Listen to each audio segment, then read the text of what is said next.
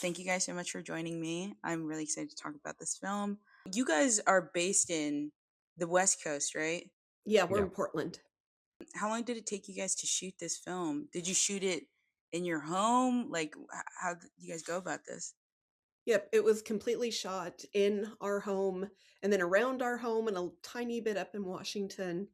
yeah. But Probably 90% of it shot in here in Oregon, but we did mhm, shoot a couple of scenes on Washington side, and um, I'd say it took. What do you think? It took more than a year, I guess. yeah, So all we, things Wow. considered. yeah, because we started working on the script in 2023 around Halloween or so, and Hmm. it took all of 2024, and we had the film finally finished around May of 2025. Wow. Yeah. But it was a Wow. lot of like kind of sporadic working on and off on the film. Like Yeah. we could take a week long break from Mhm. working it and just kind of, let it sit and then go back to it and look at it with fresh eyes. So Yeah. then we would easily spend a couple of weeks working on it every day quite intensely. Well, plus So it was really nice since for the most part it was just the two of us. yeah, So we would film something, we'd look at it, and then we'd be like, I think maybe we could do that a little bit different or a little bit better or change something about that. And then we could just Yeah. go back and reshoot in the middle of the night if we want, yeah, just whenever we want. Yeah. Yeah. Really Yeah. nice. And I suppose it's also nice too because if you guys are the ones who are producing it, you don't have like an outsider being like, no, there's no way you can redo that, Exactly. and it's yeah. also in the comfort basically of your own home, which Yeah. again is so cool. How did you guys come up with this idea? Um, well, I think like originally the idea to even make a film came Hmm. after we saw a movie called The Deeper You Dig, and that's by the Adams family, which Mhm. is Toby Poser, John Adams, and their two Mm. daughters.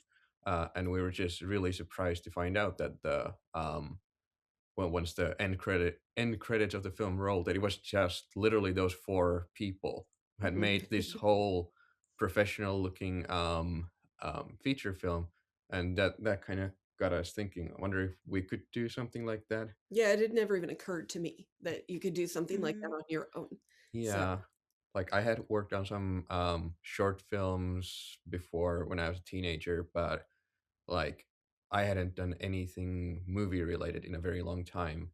And I just had kind of Hmm. that idea that you need a really big budget and a big production mhm. team, all Hmm. kinds of things like that, lots of assets and resources to make a feature film. But seeing how the Adams family had done that film and other films other than that, and they Mhm. still keep doing the same thing, just that one family using resources that they have. And yeah, that was just a huge inspiration. Mhm. And like as far as the idea for the film's content itself, that came from my experiences with sleep paralysis, and mainly it was just when I was thinking of, well, what would be a good idea for a film that we can place in our own home and do for free. Sleep paralysis seemed like a pretty easy subject to tackle, and it left a lot of Yeah. room. That kind of dream logic left Hmm. a lot of um, freedom for how we can approach the film, how do we can overcome budgetary limitations, like in the production itself. Mhm. I could add that I had never had anything to do with film before. So this was just a lot of trial and error. I'm a photographer, so I was coming at it from that angle. So it Hmm. was it was interesting learning how to actually use the camera for video, but Yeah. it was Yeah. a lot of fun. This was learning as I went along. Yeah, yeah. And I want you guys to talk about this poem by Madison Cohen. Obviously, super, super important in this film. Um, why choose it? What is it about this poem?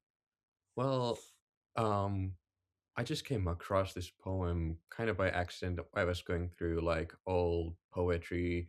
Actually, I was doing that for looking for inspiration for music because I play in a couple bands, and I read a lot of like old poetry for inspiration, and this poem just kind of stuck out to me. It's like sounded to me like it deals with similar feelings that sleep paralysis left me Mm, lingering with. So it's like it was so fitting to the tone of the film we wanted to make that in a way the film is a very very loose adaptation of the poem, and that's why we used the title of the poem for it.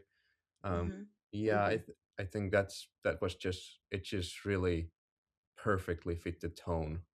And since we didn't have we knew from the beginning we don't want to do a film with dialogue, but we wanted to have at least some sort of, you know, story elements in it. And I think the poem kind of illustrates the plot points to some degree. Uh, Mm-hmm. yeah. Mhm. Yep. Yeah.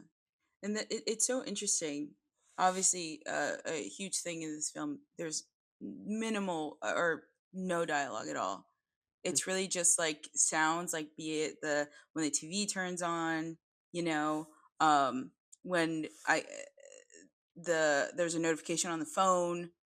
And I wanted to ask you, because in a sense limitations are good, you can work with what you have, but why no dialogue or little to no dialogue in the film? Well, That was actually, his decision. actually, I think that's one of those things where it's the, you know, um, well, we knew we wanted to do the film mainly just the two of us, Mhm. so we didn't Mm-hmm. want to have like actors because then we would have to schedule, you know, shooting times, and it would be a whole thing. So, and I'm not Mm-hmm. an actor, so I don't like acting, and I ended up having to be the main character out of necessity for this film. But Yeah. I knew that one of the things that would easily ruin the film would be if I did bad line delivery for it. So we consciously wrote the script that I don't have to speak anything. She's in the film too, and she actually has the Yeah. only like line in the film, Yeah. and she does. I think she delivers it pretty well. So, but I think Yeah. that Yeah. one line says enough about the film. I think that's the only Mhm. piece of Mm. dialogue that is needed in it. And Yeah. Yeah. yeah, Yeah. and And since how many takes did you have to do, Veleda, for that? That one, oh, hmm, probably like Or one 7 or 8 because oh I was so self-conscious of how I sounded. Now I look at yeah. nope, let's try that again. So, but Yeah. honestly, Yeah. I think most of those takes were just to find the right angle to get it the kind of yeah, that's true. Mm-hmm. Mm-hmm. otherworldly, dreamlike, you know, Mhm. feel. And yeah, Yeah. I think your Yeah. delivery was really good from the Thank you. beginning. So Yeah. Yeah. And Valeda, can you talk about the choices in filming? Because obviously sound super important in films. This film, little to no dialogue, but it relies on sound. But also images are so effective. Mm. I was especially interested in the fact that in the editing, it seems like shots are superimposed on top of each other. So one thing becomes another thing. If you could talk about that a little bit. Yeah, it was actually interesting for me because I'm normally an outdoor available light photographer. So this really challenged me to try and figure out ways to make just our house, try and make it look interesting.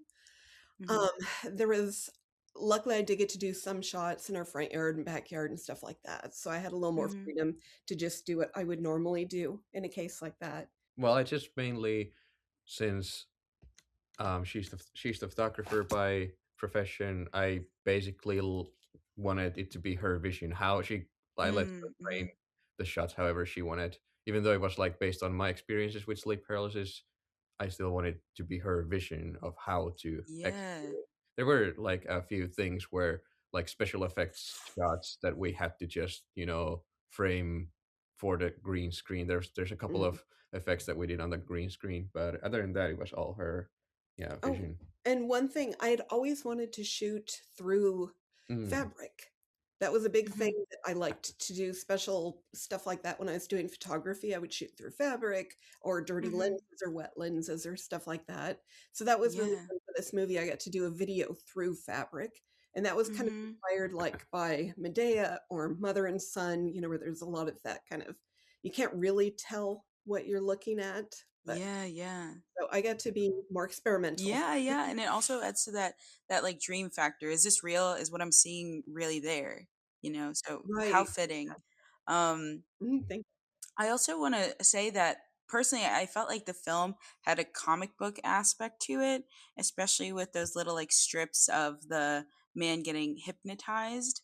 Um, and obviously, it felt very heavily inspired by German expressionism. How did you guys decide, on that feeling? I suppose. That's the comic strip. That was that came into the film a bit later. Like it wasn't in the original screenplay or anything like that. Hmm. It was just like we had already shot quite a lot of the film, and um, we kind of just we were viewing the clips and like the test edits, and it's like Hmm. seemed like it needed a little bit more connective tissue, something to tie in more, a way to get Yeah. in words without me saying anything. And then I just figured, well, let's see what kind of like public to domain comic books there are old, and like um this comic strip series called the Dream of the Rare Bit Fiend from I think Mm, early 1900s popped up, and that one specific strip that we used for the film kind of mimicked the elements of the film where it's a person kind of being hypnotized in his sleep by a figure wearing a hat. I mean, mhm. it's a different hat than the hat man that appears in the film itself, but Yeah. I thought it kind of reflected the elements of the film we already had filmed at that point, and it was just a really natural inclusion. And Yeah. one thing was that since I have some background in animation, that was something I could, animate to get the Yeah. comic strip moving and add to Mhm. the nightmarish dream logic world. Yeah. Yeah. When I saw that animation in the film, I was like, "Oh, they also wrote that comic strip. That's actually amazing." But now I know that you did the animation for that. Yeah, That's really sick. information for that, Yeah. and then he did actually write, and there was the space documentary going on in the background Mm. coming from the Mhm. TV. He Mm. did write that, and we filmed that whole thing. Oh, yeah, that was Wow. actually a fun one. That was kind of so the idea is kind of like early in the film when the main character gets home and eats his eats before going to bed, and then Mhm. there's like this space documentary playing in the background on the TV, Mhm. kind of like to drown out his thoughts with noise because of his Mhm. loss. But that's Yeah. something I was actually directly referencing a comfort TV show of mine because when I was a kid, like I would fall asleep to space Mhm. documentaries. So I just kind of went back, watched some of those space documentaries, and just made like my own abridged version of one of the episodes Yeah. Yeah. for Yeah. for our film. If That you guys get a DVD, that can be on like your I was extras. You thinking know what I about that mean? yeah. actually. Yeah, we currently have a DVD version available of the film, but that one doesn't have Mhm. the only bonus feature is the soundtrack for that. But Mhm. if we get a you know uh, anniversary release at some point, we Mhm. have a whole bunch of bonus material Yeah. that we can. Yeah. The documentary would be one of those. Mhm. How did you guys like come up with like, hey, this is the music that we basically want the audience to hear so they can get the vibe of this film? Actually, a lot of the musical feeling that we wanted to have in the film was already decided before I even started working on the script because Mhm. um, I make a lot of like dark ambient music, and I listen Mm. to a lot of that kind of stuff, and I like that just feels like horror film music to me. So we kind of had decided that okay, we'll have a lot of ambient, like droning, slow, Mhm. eerie music in the film, which I mean, I guess most horror films do, but that kind of tone was settled pretty early on. But I also knew I wanted to have some ritualistic sounding Mhm. um, Mm. elements because we're both a huge fan of like ritual sounding music. So. Mhm. And also just not talking about the soundtrack, but more the sounds. One Mm. thing is Mhm. we both Mhm. really love capturing sounds. So there's no we Wow. every sound you hear on that we captured.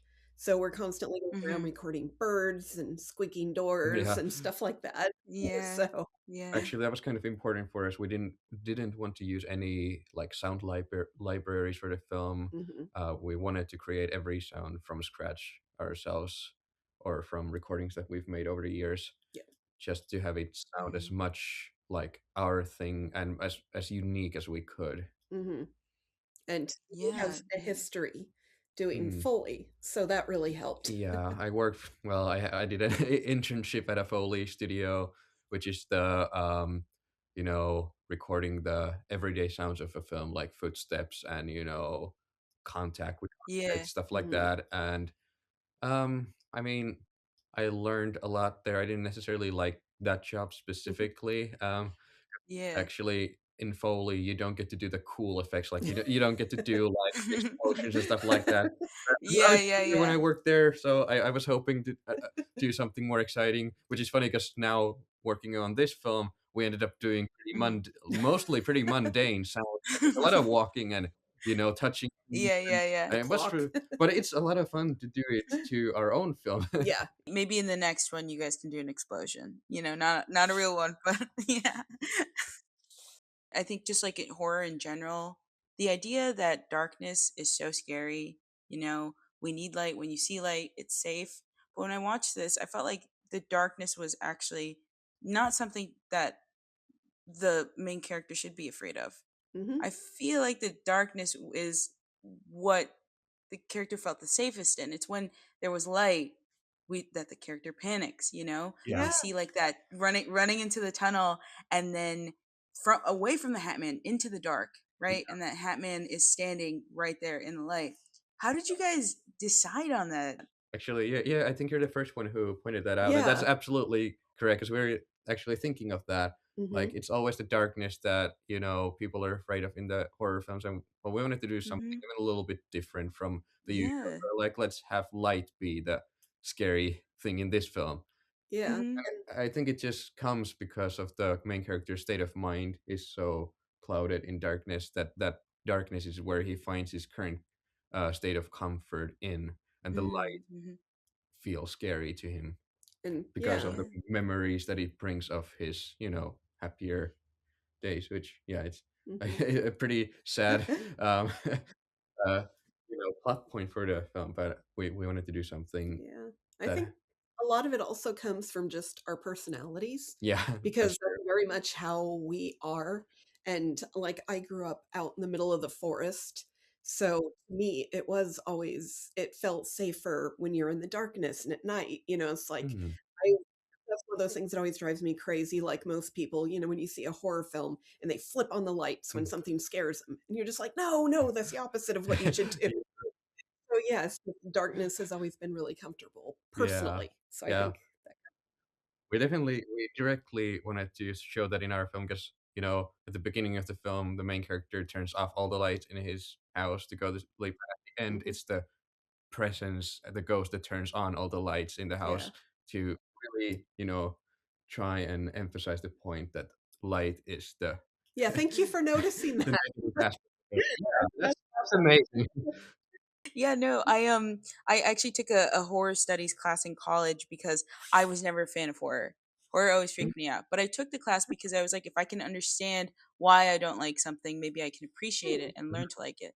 So with all of that and knowing like, hey, darkness is something we're afraid of watching your movie, I'm like, why is this guy in the dark? Turn the lights on. But no, that's so cool that you guys are like, let's go the opposite way. Darkness is safe. The light is what we should be afraid of. Veleda, you spoke a little bit about this, like taking pictures with like natural light. How was that in terms of filming? Because a lot of these scenes take place at night, right? There's not really right. natural lighting in that case. That was really challenging for me. I mean, like, all of this stuff that you see, like the driving scene and everything outside, that's my comfort zone. So when it comes to everything that you saw inside, well, we didn't have professional lighting of any Hmm. kind. So Yeah. we're just using camping lights and stuff like that strategically placed around. So yeah, that was more just trying to rely on how I would see things as a photographer and trying to imagine that it was natural lighting and what I wanted the scene to look like and trying to emulate that the best I could. And I imagine that's a lot of trial and error. Oh yeah. Yeah. Sitting around with a light, just kind of figuring out exactly where you want it, and then trying to figure out how to make it stay there. You know, hold it and film at the same time. So Yeah, I think actually in a lot of scenes, it took longer to find, the place for the light than it took to yes, actually yes, get the final take of the scene on the camera. and get the Yeah, light to that stay God, that still was so and difficult. Yeah, we did end up getting like a camping light that has a magnetic attachment, so we were able to eventually. But this was like more than halfway to yeah, the production, we were able to attach it to the tripod yeah. and use that as a little bit more of something we can direct Mhm. easily. That Should have helps. done that from the beginning. It saved so much Yeah. time, but we learned from Mhm. that. In terms of editing and saturating the video that you have, right? How did you guys decide on that? How did you collaborate on that? Like, this is what this should look like, and then in maybe in comparison to someone saying, no, I think this is what this should look like. That was something that, for the most part, was Tatu had a very clear vision Yeah. on Well, yeah, like you said, or like you pointed out, there's this influence from German expressionism, and definitely we drew a lot of inspiration from like early 1900s silent films, and those films often have, the tint. There's either it's grayscale or it's kind of bluish tint or orange tint or red tint, and our film has those, all the tints that you see. Like it starts in color, then there's the blue tint for the first act, then the red tint for second act, and orange tint for third act, and it goes full black and white for the final act, basically. And yeah, it was just kind of it was a reference to those silent film tints, since our film doesn't have much dialogue, it. but also the color. Each of the colors kind of reflected the change in the dreamscape. How he it yeah, it's Yeah. just the colors signify when an act in the film begins. Yeah, and, like, Yeah, slipping from one dream into another. It was yeah, a way to hopefully yeah, show yeah. that. That hopefully it, works, because I mean we could have had it all in that kind of bluish desaturated tone, but then maybe it wouldn't be as interesting to watch. Yeah, we just Mhm. wanted to make the film visually interesting and Yeah. expressive, so that's the main idea. It's, So you're speaking about like scrapping a part of the film, or like maybe a majority of the film. How has the film changed, I suppose, from the writing to shooting to like actually putting it out? Was there anything that you guys didn't want to cut, but like you said, like it was like maybe it didn't work, we have to cut this?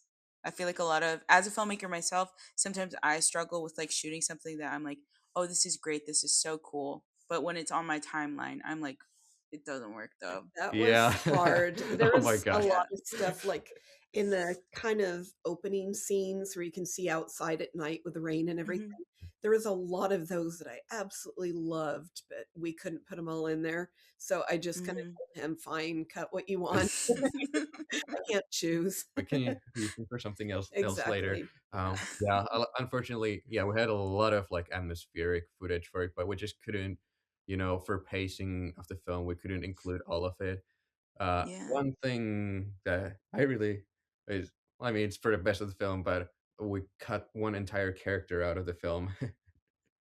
There was another deity that shows Oh, up, right, right, right. Yeah, and it and was that a just didn't really, work. really cool sequence. We shot it and included in the film. It's like, well, I mean, we know why it's there, but no one else is going to know, and we just couldn't come up with it was one of the remnants of like when the film was just like nightmare sequences, and that one sequence, even though it was cool, it just we could not tie a narrative reason for it. So that, but yeah, it's in the original cut, so maybe someday it'll surface.